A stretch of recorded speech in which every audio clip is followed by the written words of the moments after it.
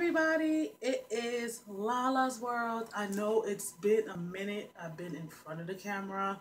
I know the last time you guys saw me was when I was doing Motivational speakout. I will leave the links below if you want to play catch up with those. However, this is my biggest debut of my story time. My story time portrays of two guys, one girl, and Chuck E. Cheese. Now, you guys are wondering, what is she talking about? Clearly, this is about me when I first had not one, but two boyfriends in Chuck E. Cheese. But not at the same time. No, no, no, no, no, no, no.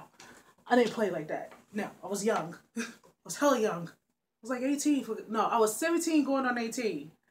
So, my first boyfriend, I would say my first work boyfriend, not like how you have a work boo and back home you have like an actual boo. No, I actually had a boyfriend in Chuck E. Cheese. Now, I'm going to call him, and just for confidentiality, identity purposes, I'm going to call him, because a lot of people call him this. I don't know why. Haitian sensation. I like I said, I don't know why they call him that. They thought it was cute because, he was a good looking guy. So they was calling him Haitian sensation. So the whole thing started was when I told my partner in crime, I'm gonna call her DG, say, hey, he's cute. Go get his number. She went ahead and got his number. But at the same time, he did had eyes for me, but I was so shy. I was like so young. I was 17. I just graduated out of high school. I was just starting school, because I went to school in New York. I was born and raised in New York. So I went to school in New York and I was starting college in New York. So what happened was that I got his number, but then I lost it the first time. And then I'm like, oh crap, what am I going to do? This guy gave me his number. It's cool. So I went ahead and asked him, hey, I lost your number. You think you could give it to me again? So he gave me like this full-blown speech. I'm going to just shorten it. He said that was irresponsible of me of losing it. How can you lose the phone number? He wasn't mad. It was just like, he looked at me like I was crazy. And I was just like, yeah, my bad, dude. I had a lot going on in my back. Sorry. He gave me his phone number. We talked here, there. I think a lot of people took it a notice that we were together, which that was cool. Because I was like, yo, I have a boyfriend now. Yay. Lala has a boyfriend now, and I was like on cloud 9, I should say. I usually like hang out with him prior to like late, stay with him and help him close because I was showroom and he was game room, and I used to like finish up my stuff and then help him close. Let him a spray bottle here and there. But then it was sometimes we would just hang out afterwards whenever we could because of the fact that we had different schedules. So I know there was one night we hung out at, I'm going to say at Prospect Park, where he met me up at work and we just walked around the park. We was holding hands, kissed a little, this, that, and third. We talked here, there. But then when school started back up for me, the scheduling was a little weird because of the fact that we didn't have that much time to hang out. There was times that when I hung out with him where it was so short because I would have to go home because I had to get up early to go to school in the morning, which that kind of sucked. But it was memorable here, there.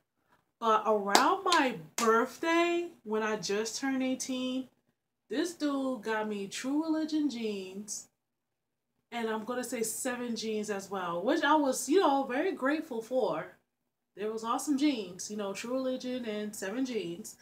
Um, Evidently, the day he dropped them off at the job, this is when things got a little weird. How can I say this? Evidently, I noticed that there was a lot of people that were being very spiteful. Like one girl, I'm gonna call her. Um, I'm gonna call her Keys. I'm gonna call her Keys. She said, now mind you, this girl Keys, she likes girls. She's a full blown lesbian. Nothing wrong with that.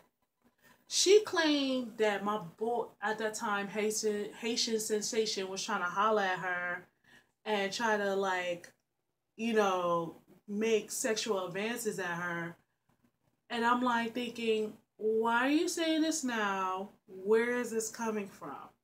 So it was just like, okay, at that time, I'm still on cloud nine. So I'm thinking, oh, these bitches are hating.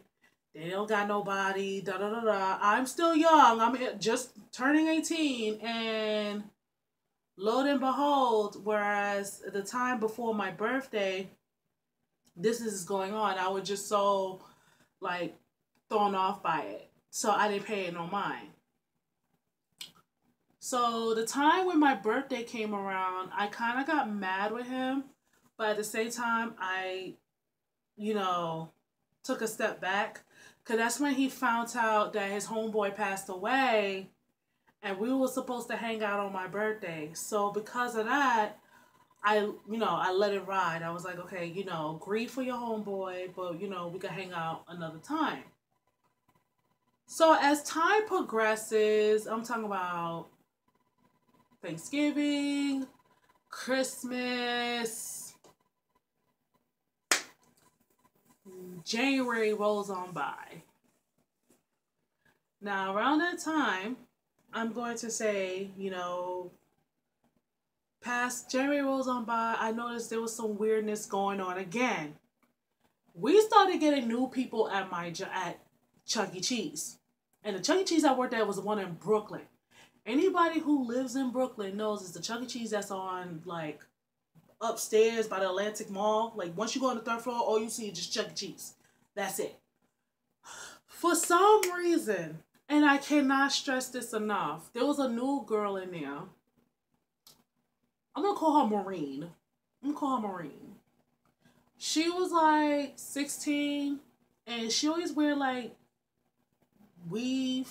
It was like it wasn't even a sew on. I think the shit was glued on because she used to have like these like her tracks be looking like like I used to call her track master. Like that was my nickname for her, track master. At first she seemed cool, but then what pissed me off with her was that she was going around telling people, oh well, how is it Haitian Sensation trying to hit up on me, but he already has a girlfriend. So she was already going around being messy. She knew me and him was together. But from what I was finding out, she was pursuing it. So then I talked to him about it. I said, yo, if you got something to tell me, tell me. He didn't want to say nothing. He just like, no, I don't know what anybody's talking about, this, that, and the third. Alright. So now we're in February. This is the same time I found out my grandmother passed away. I still had to come into work. For me finding out, mind you, I found out the same day. My mom, my aunt, my sister's godmother came up. They come upstairs crying. They tell me my grandma just passed. So I'm in tears. I'm in shock. But I have to stay face because I got to take my behind to work. So mind you, I lived on Eastern Parkway. So imagine me walking up the block to the train station. I'm running into everybody that knew my grandmother crying up to me. I still had to stay face. I had to get in that train station and get on the train and go to work. I couldn't hold it in. I ran to the bathroom and cried. My girl DG, my partner in crime, comes up to me and was like, "What's wrong?" I told her everything. And as I'm trying to stay face at Kid Check, this is when Haitian sensation rolls up on me. I kid you not, and I swear to everything I love, I said, "Oh my God. This fool was going to break up with me the same day I found out my grandma passed." How it didn't come to that? Because you know why? The same time, the next day, I didn't come into work. The day after that, I didn't come into work. I called him and I said, "I can't do this no more. I believe I know what's going on. It's not going to work." So as time progresses, where I'm grieving, we're not together, that's when things were coming to a whole new light. I was putting two and two together as if this dude was already talking to this whore. Oh, she was a big time whore. But we're gonna get to that in a couple of minutes. While he was talking with me. And the only thing I could think of is that he figured, well, Lashana, you know, she got to go to school. She got to stay in. She not going to do nothing, da da da. Well, you have Maureen. Well, she could be out and about and be a little thought. So he figured he want to choose the thought over me. So what happened was that I figured right after we were done, something tell me he was taking her on dates. Because why would he roll up on me and ask me, "Oh, what's the name of that movie theater we were supposed to go to?" Because, really, dude? Really? You was going to take her to the movies to just throw it in my face?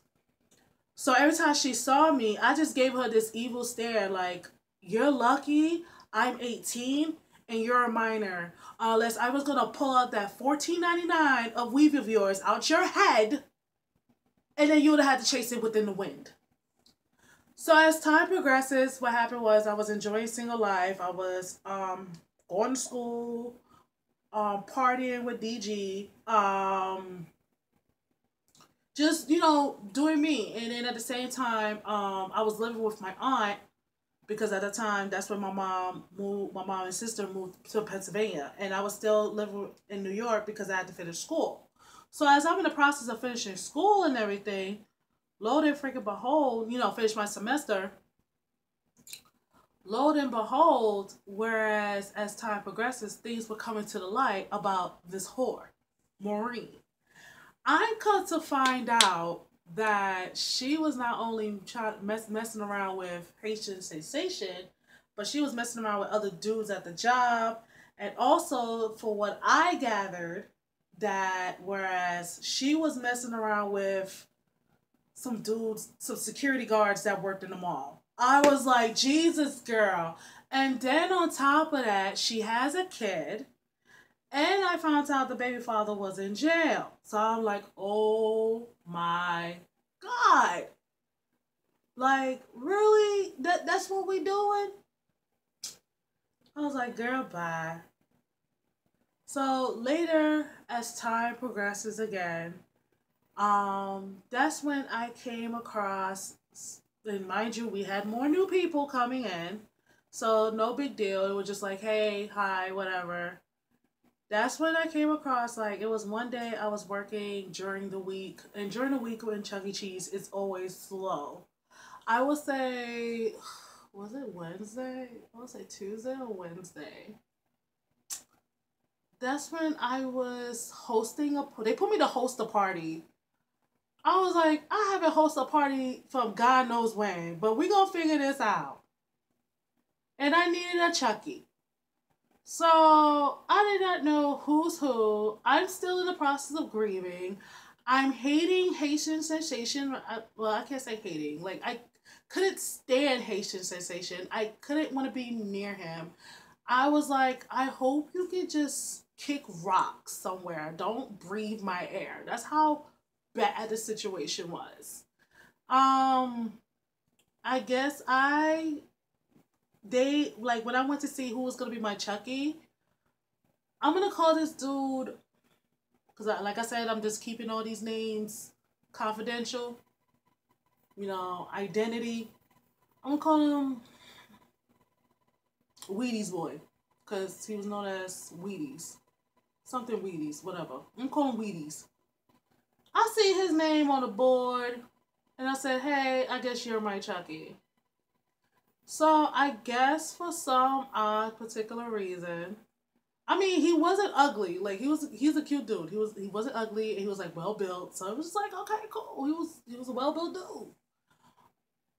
Now, mind you, boyfriend number one gone. Lashana is single and figure out life, and also trying to hurry up and finish the semester so she can get the hell on from her auntie's house and move to Pennsylvania with her mom. So, as I am with Wheaties boy doing his birthday party, it was fun.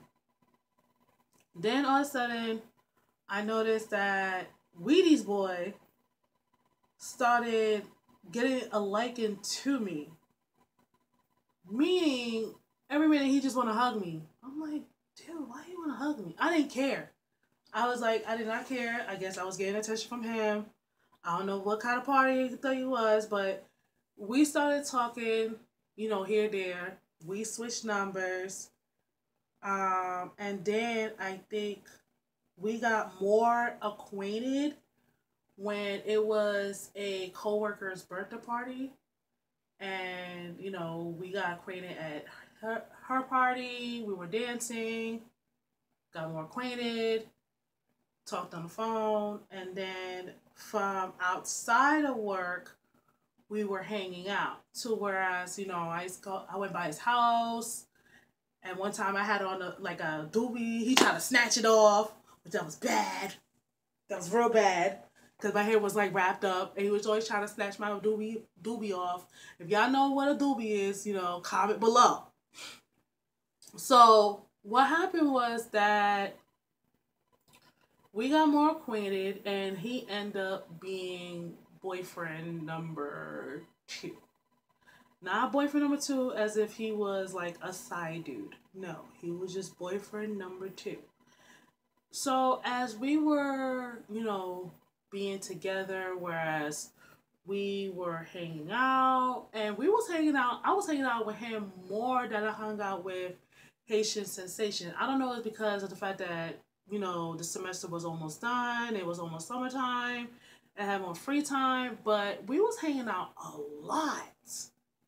When I mean a lot, a lot. But when I always say this is when things get weird, things got a little more weird because for some reason Wheaties boy thought I was cheating. He thought I was talking to other dudes. It was just weird. Every minute he was so overprotective for no reason. No reason. But you know what? I stuck with him. Because I thought at the same time he was cool peoples. But then, Lord and behold, as it was getting closer for me to leave, because it was time for me to leave to go to Pennsylvania, what happened was that he started being more possessive and I wasn't having it. We would get into numerous arguments, numerous of fights. It was even to the point every time I used to go down there, because mind you, I was living in Allentown, Pennsylvania. So for me to just get on a bus to go to New York and New York to Allentown, it was nothing. It was cheap. But every time I went down there, it was always a constant argument over something stupid. So I never understood that. So it was just I felt like it was a waste of time. It was I wasted a lot of time and money to go see him. I was trying to work this out with him with this whole long distance relationship. But it didn't work out at all. I mean, as soon as months went by and I started school, again. And it was like, I was like, I can't do this no more. Let's just be friends. So I tried to be friends with Wheaties boy, and it did not work because he started being petty and childish. It was to the point my friends got involved, his friends got involved. Some girl who claimed she was a nurse, who she cooling with him, texting me talking about you ain't nothing, da da da da. But I'm like, wait, but you a nurse, so why you find the time to text me? Okay, whatever. So it was so much I couldn't handle to the point like I deleted his number. I just deleted him out of my life. I didn't care of that nature. So from that point on, I was just single again. But the crazy part, when I went to go visit New York, and I don't remember when I went to visit New York, talked to Haitian Sensation, and I know he fully confessed to me, was like, he never tried anything with Maureen. I never did anything to try to hurt you. I mean, sorry you felt that way. It was just he felt like he was going through some things and all that. And he apologized. So one thing about Haitian Sensation, I give him props for apologizing and explaining himself to me. Now, fast forward, and I can't believe I'm putting this out there.